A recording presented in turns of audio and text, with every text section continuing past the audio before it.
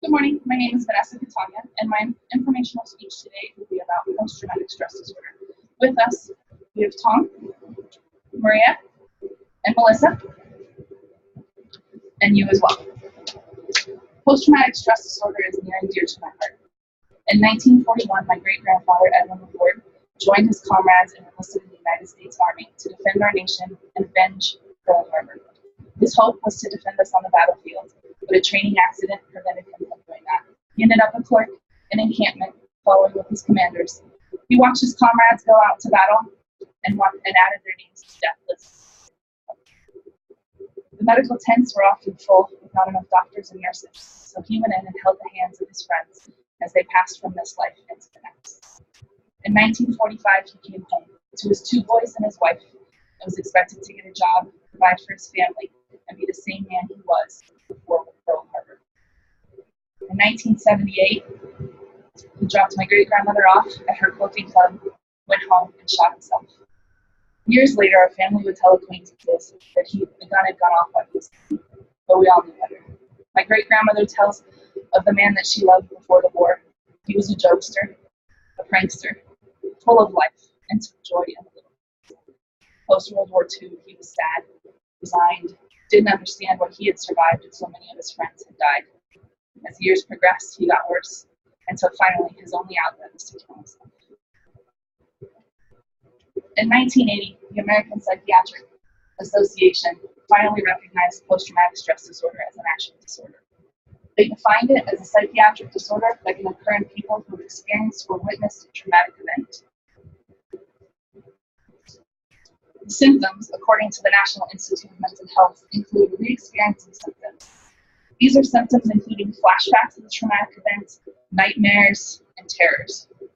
Avoidance symptoms include things that remind them of the event and send them into a paralyzing fear, feeling emotionally numb and cut off, losing the luster for life that they once had. And hyperarousal symptoms are common-day anxiety, high blood pressure, and angry outbursts. In order to diagnose with PTSD, the National Institute of Mental Health says that you have to have at least 1 re-experiencing symptom, 3 avoidance symptoms, and 2 hyperarousal symptoms. Once all 3 have been identified and diagnosed, a psychiatrist will then say that the person has post-traumatic stress disorder. Today, more than 30% of our Vietnam veterans have suffered at some point in their life PTSD.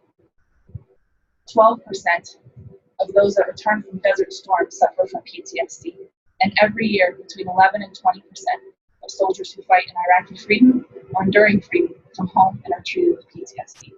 The problem is this is just those that are diagnosed. So many are afraid to come forward. They're afraid of the stigma that it comes with, that people will accuse them of not being able to cope, and they'll be able to be considered weak.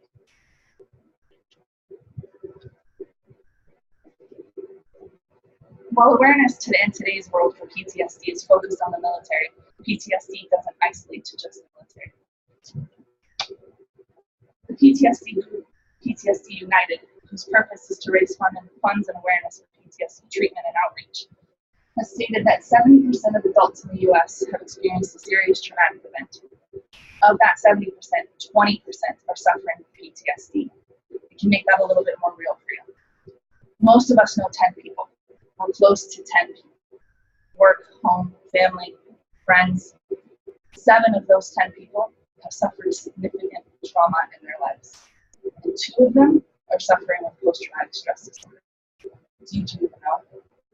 Do you even know if they've experienced a trauma? 2 of your friends or family could be suffering in silence.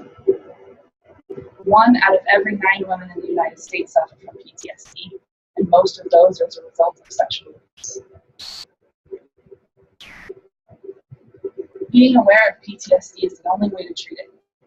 There's no cure, there's no catch-all, let's get rid of it. There's only awareness, and it begins with compassion. Our soldiers come home to a world that's moved on without them. We don't understand their terror, we don't understand what they're afraid of, and we ask them to re-enter society without a second thought. We need to understand not just what our military have been through, but what our friends and family have experienced in their lives. Compassion is the first step of awareness.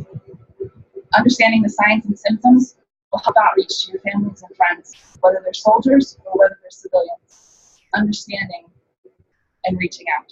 Sometimes it's just that helping hand to make them understand that it's okay and that they can get help and you'll be there for them. You can also always donate to PTSD United or many of the other PTSD funds that are funding research, outreach programs, and therapy services for those who can't afford it.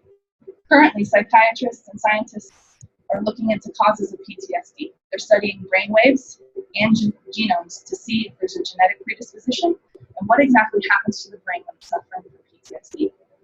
Funding this research is like funding breast cancer awareness. It changes the world. PTSD is not a sign of weakness. It's a proof of your strength because you survived. June 27th of every year is PTSD Awareness Day.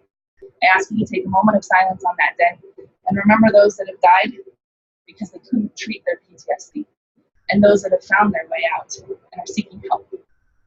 Perhaps if my great-grandfather lived in today's world, he would have gotten treatment, and he'd still be a member of our family. But he wasn't, and he didn't, and now he's forever lost. Thank you.